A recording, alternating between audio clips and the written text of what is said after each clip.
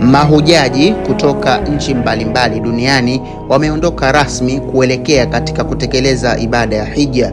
Amir Mansour al-Gaddafi, raia wa Libya, ni miongoni mwa raia wachache ambao walichaguliwa kupitia programu maalum ya serikali ya Libya, Haji Quota Rafo, programu ambayo hutoa fursa kwa raia wasio na uwezo wa kujigharamikia gharama za kutekeleza ibada ya hija.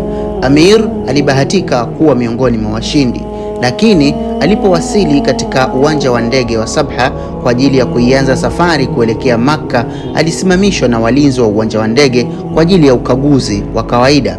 Ukaguzi ulichukua muda mrefu, na wakati unakamilika, ndege aliyotakiwa kupanda ilikuwa tayari imeondoka na rubani aligoma kabisa kuchelewa zaidi, na hivyo Amir akaachwa na ndege.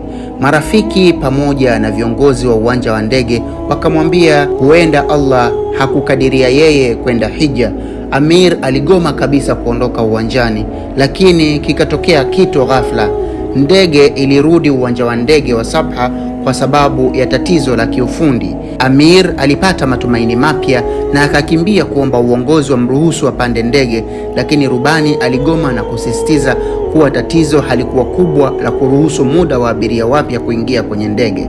Ndege ikaondoka tena bila Amir, lakini Amir hakukata tamaa wala kuondoka. Alibaki uwanja wa ndege akiwa na matumaini ya kutafuta njia nyingine ya kufika Makka.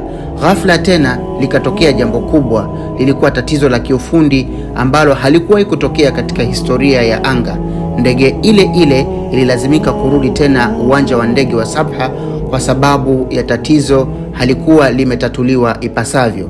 Zamu hii rubani mwenyewe alishuka kwenye ndege na kumfuata Amir ili aingie kwenye ndege tayari kwa safari. Amir alikaribishwa na wahudumu wa ndege, abiria wenzake ambao walimpigia makofi na kumpongeza. Mwishowe ndege ikaondoka na Amir akiwemo ndani. Ama hakika kilichoandikwa kwa ajili yako basi kitakuja hata katika wakati ambao hautarajii. Usizikatie tamaa rehma za Allahu tabaraka wa taala.